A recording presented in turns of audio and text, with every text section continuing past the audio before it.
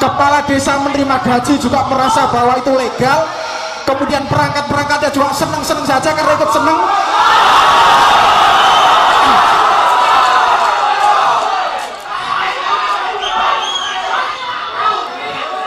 Hutang di lembaga keuangan lebih dari 3 miliar.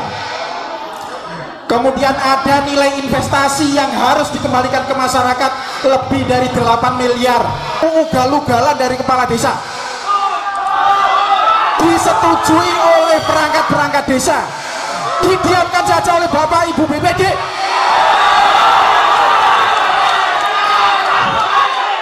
Perilaku yang sangat memalukan. Milik masyarakat sekapuk, milik pemegang saham, walaupun itu saham abab.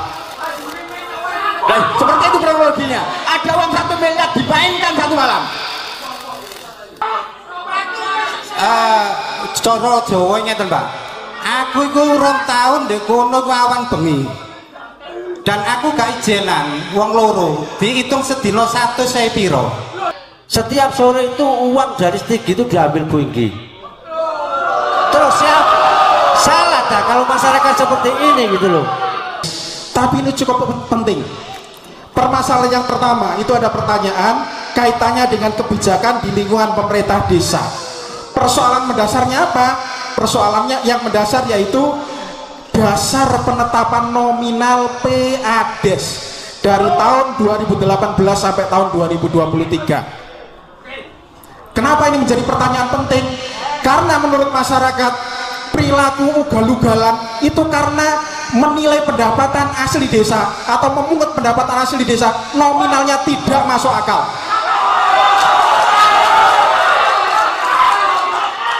Sehingga kepala desa menerima gaji juga merasa bahwa itu legal, kemudian perangkat-perangkatnya juga seneng-seneng saja karena ikut seneng.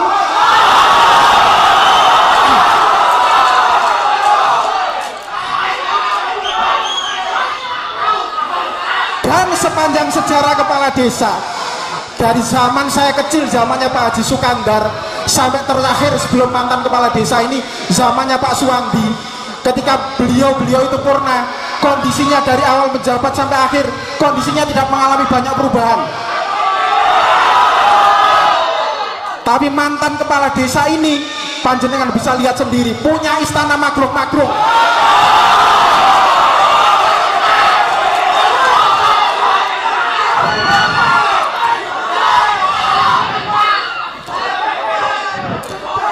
Masyarakat sekapuk yang kalau kita lihat dan kita teliti dengan betul itu masih banyak yang berada di bawah garis kemiskinan. Tapi kepala desa kita gengsi mengakui kalau ada masyarakat yang miskin. Bahkan banyak data fakir miskin itu yang dicoret dari data desa.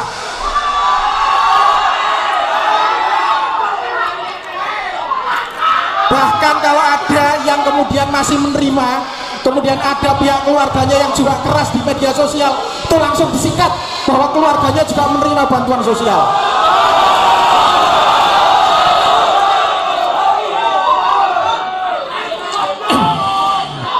Kemudian saya sampaikan lagi Pak Camat, BUMDes hari ini yang katanya digembar-gemborkan bahwa desanya desa miliarder, hari ini menanggung hutang.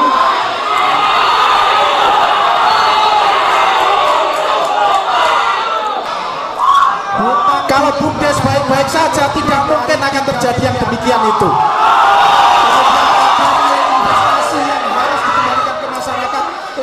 Dan nanti panjenengan juga bisa meneliti. Saya sempat merekap data ini yang saya dapatkan dari beberapa informasi. Saya bacakan beberapa sampling saja. Dan nanti panjenengan juga bisa meneliti. Tahun 2021 saya dapatkan dari beberapa informasi, surplusnya BUMDes cuma 3,6 sekian miliar, ditarik ke kas desa 4,334 miliar. Coba jenengan bayangkan badan usaha mana yang bisa sehat kalau diambil surplusnya melebihi dari nilai surplus itu sendiri. Tentunya lembaga itu akan bankrupt, bahasanya orang Malaysia. Dan yang lebih parah lagi, karena ingin gaya PADES-nya BUMDes termasuk APBDes-nya nilainya besar sekali miliaran. Tahun 2022 surplusnya BUMDes cuma 2,371, diambil ke kas desa 7,8 sekian miliar. Jangan bayangkan bagaimana BUMDes nasibnya akan baik-baik saja. Jadi sekarang BUMDes itu sangat wajar kalau harus menanggung beban utang, juga harus menanggung beban pengembalian investasi. Karena apa? Karena perilaku ugal-ugalan dari kepala desa disetujui oleh perangkat-perangkat desa, didiamkan saja oleh Bapak Ibu BPD.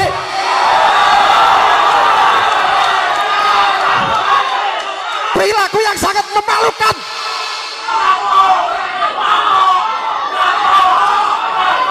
Terima kasih, itu aja. Bapak PJ kepada saya hormati, Bapak perangkat dan BPD yang saya hormati, dan masyarakat Sekapuk yang sangat kami cintai. Jadi tadi yang Pak PMD, Pak PMD, iya. Jadi tadi penegasannya itu nanti kalau di Musdes ini tidak bisa membuktikan ada Musdes sebelumnya, tidak ada ADRT sebelumnya, berarti semua kebijakan itu dihapus. Iya, betul. Berarti itu konsekuensinya semua kegiatan dihapus. Iya, disusun ulang dan yang hari kemarin dihapus, Pak. Dan juga diminta untuk mengembalikan.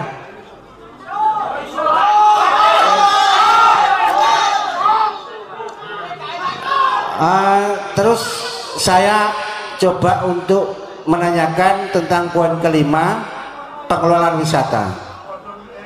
Di situ ada wisata Stigi yang notabene-nya bekas lahan tambang. Ini ada kontrak khusus dengan perusahaan apa enggak? Karena ini terkait dengan masalah hak tanah, ini juga nanti terkait dengan investor. Kalau tidak ada kontrak tetap dengan investor ini, kalau kontraknya habis itu mau dikasih apa? Jadi tolong diperjelas itu. Kemudian untuk KPI itu tanah TKD, tanah kas desa. Nah, ini yang buat pijakan kalau memang ada badan hukumnya itu apa sudah sesuai dengan Undang-Undang Nomor 6 Tahun 2014 dan Kemendagri Nomor 1 Tahun 2016, apakah sudah sesuai dengan itu? Saya takutnya nanti catatannya ke sana tidak ada, gitu. Jadi kalau tidak ada nanti kan sia-sia juga, gitu. Kemudian proses pembangunannya yang tadi disampaikan lelang dan lain sebagainya, kalau nanti menyalahi peraturan Presiden nomor 12 tahun 2021, apakah nanti tidak menutup kemungkinan ada penyelewengan anggaran di sana? Karena tanpa lelang, tanpa ada MUU, tanpa ada pengawas, dan saya kemarin sekilas membaca di peraturan Presiden nomor 12 tahun 2021 itu jelas ada panitianya, ada lelangnya itu terbuka apa lelang tertutup, sekian juta itu butuh lelang atau dan sebagainya itu ada. MUU juga harus ada. Kemudian laporan pertanggungjawaban pengerja proyek itu juga harus ada. Ini tolong nanti barangkali dari Bapak PMD bisa memberikan arahan ke kita tentang masalah itu. Kemudian ini yang terkait dengan, karena saya berbicara tentang wisata, saya juga akan menyampaikan Stigi ini tidak, padahal Stigi ini adalah wisata yang diserahkan ke BUMDes, tapi ternyata selama ini laporan ke BUMDes itu hanya bentuk laporan. Nggak ada pengembalian uang kemudian dikelola BUMDes untuk dilimpahkan, nggak ada. Bahkan isu yang berkembang di masyarakat, setiap sore itu uang dari Stigi itu diambil Bu Inggi. Terus siapa salah dah kalau masyarakat seperti ini, gitu loh. Ini loh. Jadi mohon, ini kan penyelewengan, ini kan rawan penyelewengan. Dananya itu sudah diambil dari direktur BUMDes, kemudian dibelanjakan sendiri, baru laporannya dikasihkan BUMDes. Ini penyelewengan, saya yakin ini sangat rawan sekali. Terima kasih, mungkin itu yang bisa saya sampaikan. Nanti bisa kita sambung lagi, monggo. Assalamualaikum warahmatullahi wabarakatuh.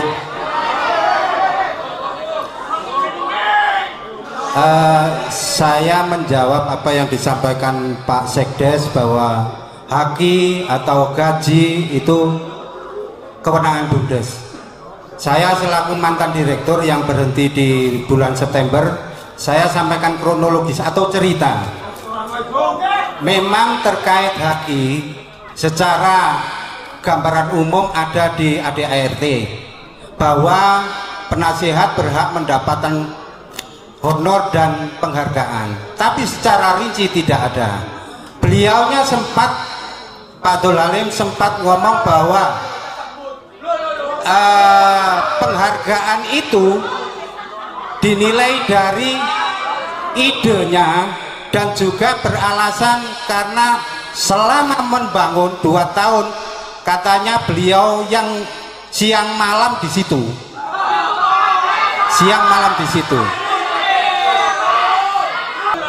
Sempat dengan almarhum Bapak Miskan PD, Ketua BPD, dulu sempat saya hitung bahwa ada nilai uang 150 juta 2 tahun 2 orang. Saya sempat sampaikan, beliaunya tidak mau, minta 152 lembar kali 2.400.000 senilai 300 sekian. Saya menyampaikan itu dengan dasar Bapak kan BPD yang dulu, tapi beliaunya bersikuku dan memaksa dengan angka yang beliau tetapkan. Selanjutnya yang gaji 19.500, saya menghadap itu, kalau yang haki saya tidak sendirian, saya dengan HRD Bapak Purwadi, ada saksinya menyampaikan itu. Yang 19,5 beliau juga menulis sendiri nominal bahwa gaji komisaris 3 kali lipat direktur. Karena kekuasaan beliau, karena kewenangan,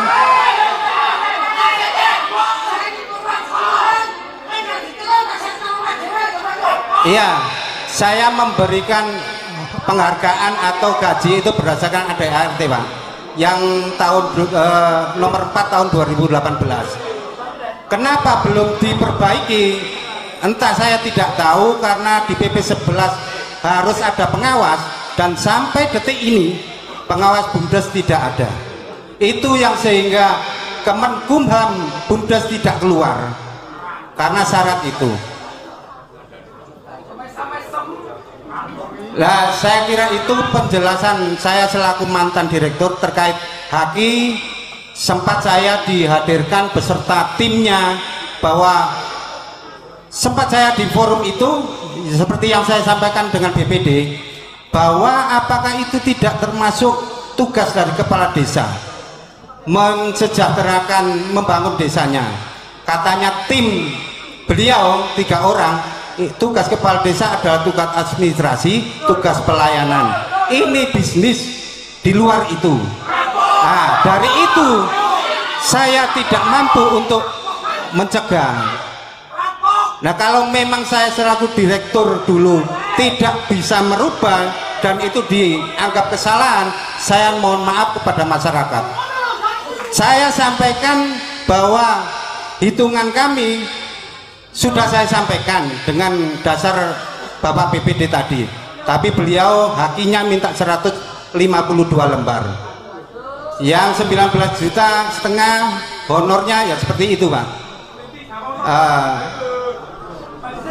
Ya, saya kira itu cerita yang bisa saya sampaikan selaku mantan direktur. Terima kasih. Assalamualaikum warahmatullahi wabarakatuh.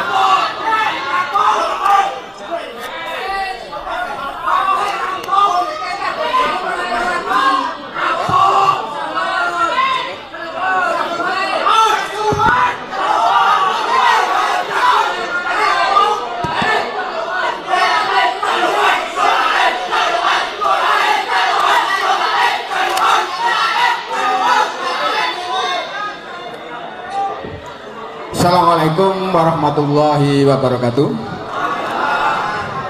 Yang terhormat Bapak Perwakilan dari BMD, Bapak Camat, Bapak PJ Kepala Desa Sekapuk, Bapak Perangkat dan BPD serta masyarakat Sekapuk yang berbahagia. Kita harus berbahagia, katanya desa kita adalah desa miliarder, sampai terkenal ke luar negeri, sampai terbaik se-ASEAN, sampai ke Asia Afrika. Nah. Ya. Makanya gini, saya makanya pada saya akan menyampaikan beberapa hal tadi yang tadi sama dugaan pengelola terhadap pendidikan kuliner mencapai sekitar 40 juta. Itu adalah romantis.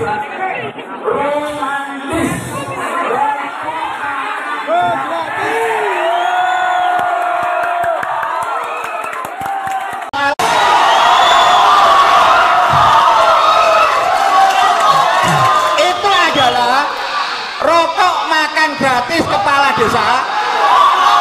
Desa Sekapuk ini bukan pembinaan PMD, bukan bawaan Pak Camat Ujung Pangka ini. Langsung bawaan menteri katanya.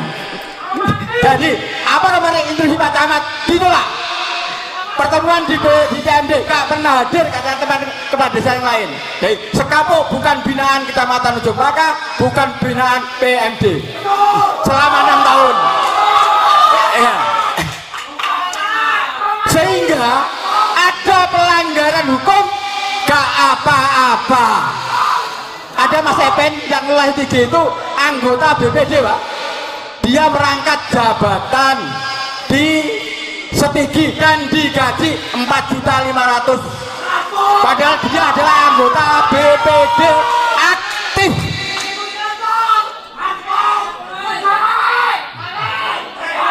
Itu gak tersentuh.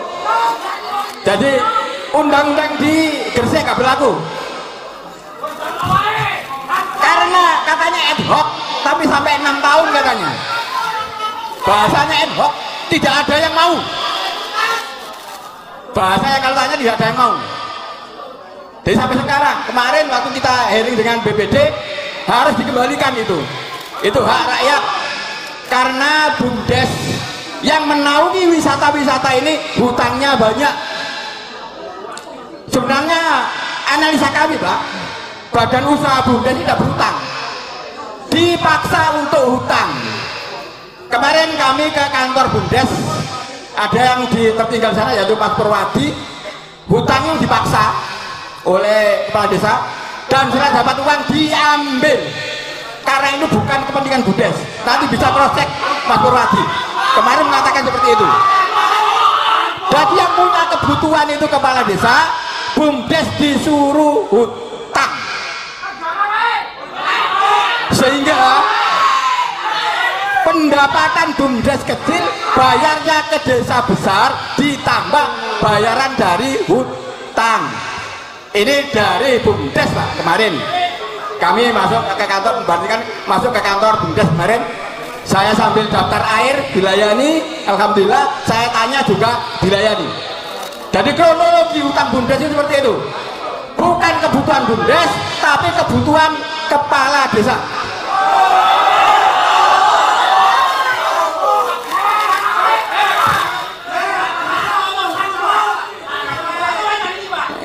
Iya, masalah itu gampang, nanti prosesnya terusan. Tinggal yang ngawal ini, bapak-bapak yang di depan ini siap ngawal atau tidak. Karena banyak penyimpangan itu yang kami dapatkan kemarin. Saya sehari di BUMDes saja banyak keganjilan yang tadi juga disampaikan oleh teman-teman. Maka dari itulah kami mohon untuk masyarakat kami ini agar tenang, langkah-langkah penyelesaian yang sekiranya hubungannya dengan hukum yang kita proses secara hukum, hubungannya dengan pelanggaran gaji yang seharusnya tidak, ini agar bisa dikembalikan agar BUMDes ini utangnya tidak banyak. Jadi setelah apa itu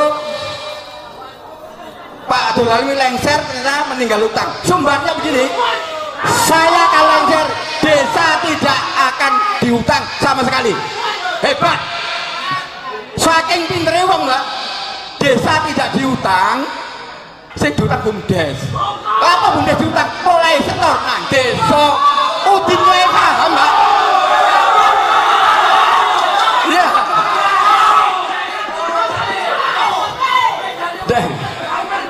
Dan kemarin ada satu hal, entah BPD atau yang peserta rapat kok nggak ada tahu yang tahu.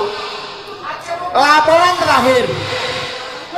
terakhir itu BUMDes tidak setor sama sekali. Dilaporkan ada tulisannya, saya juga pegang bahwa untuk bulan Desember BUMDes setor ke desa 1 miliar sekian. Dan itu diababkan semua. Jadi kalau ini turuti bebannya di KPI. Di KPI ini sudah dia milik masyarakat Sekapuk, milik pemegang saham, walaupun itu saham abab. Dan seperti itu kronologinya. Ada uang 1 miliar dimainkan satu malam.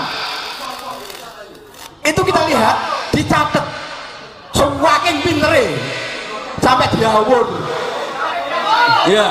Dikira lainnya nggak ada yang baca, karena kebiasaan selama ini yang diandalkan rapat tanggal 1 di situ ada RT RW hanya dicekoi, nek usul diamuk. Jadi ini masalahnya jadi begini nih. Jadi kalau ada musyawarah tanggal 1 itu nggak ada. Nah, kemudian ini ada satu hal yang perlu disampaikan. Entah saya ini termasuk menghasut atau tidak, saya hanya dengar Pak. Saya dengar sedikit, saya sampaikan, apakah salah? Katanya bendara desa tidak pernah megang uang. Itu bendara ini kono. Sampai takok ide. Ini informasi yang saya apa itu nek gak bener ya salah ngono wae. Nek bener ya ngomong bener. Assalamualaikum warahmatullahi wabarakatuh.